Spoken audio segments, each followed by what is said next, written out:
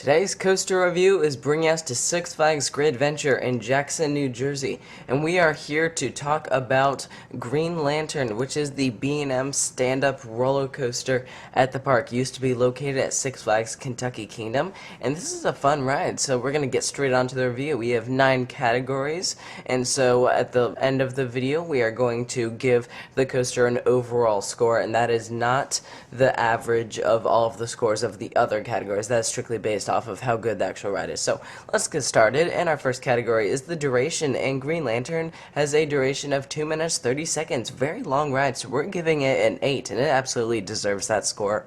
Next we have the speed, and Green Lantern is 63 miles per hour, pretty fast, and so we're giving it a 6. Next we have the height, and Green Lantern is 154 feet tall, one of the taller coasters in the park. It's pretty good, and so we are going to give it a 6. It's not super tall, but it's also pretty tall for a stand-up roller coaster. Next we have the smoothness, and Green Lantern is very smooth. B&M did an excellent job with this roller coaster, and so for smoothness we are giving it an 8, and here's why it's not getting a 10. It's a stand-up, and that's the problem with this coaster. Because it's a stand-up, you're not getting that smoother effect, and so as for the actual track and all that stuff, it's excellent. It's the smoothest you could get. You're not getting any roughness in it, except for the fact that when you are standing up, it can get pretty intense, and so it can cause you to feel every single vibration, and so the ride feels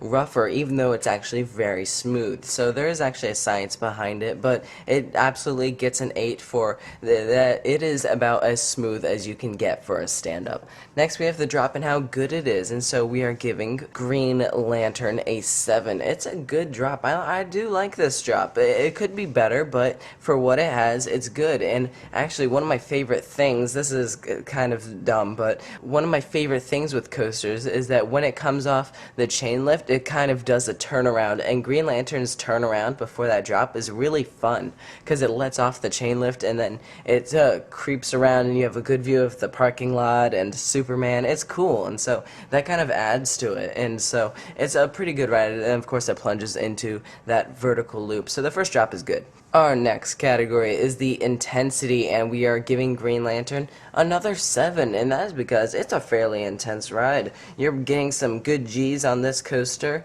and it is definitely fun. Those inversions, you're whipping through them, and I do like the layout for this coaster, and that adds to it. So you're getting an intense ride, and the fact that it is a stand-up roller coaster adds to the intensity, which is nice. Next up, we have inversions, and how good the inversions are. And Green Lantern, is getting a 10. The inversions are excellent on this coaster. It has the vertical loop, it has the dive loop, it has some great maneuvers on this coaster. I really like these inversions. I think that the inversions are excellent. They work with each other, and there's no bad inversions on it. None have a B&M rattle to it, and it's just great. So the inversions are excellent on this coaster. That's definitely something to look forward to.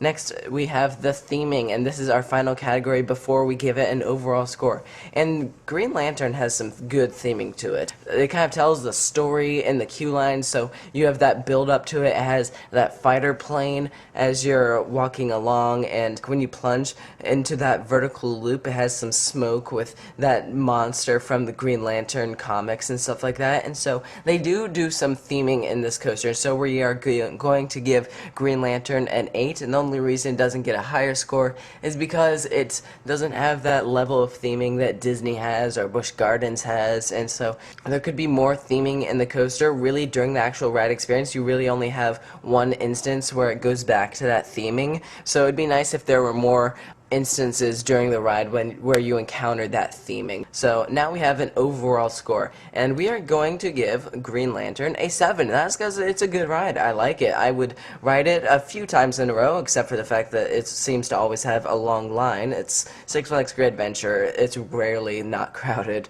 but it has good turns. It's very smooth, and it gives you an adrenaline rush. It's got some good intensity to it. The only problem with it is that it is a stand-up coaster. If it wasn't a stand-up coaster, then it would get a higher score.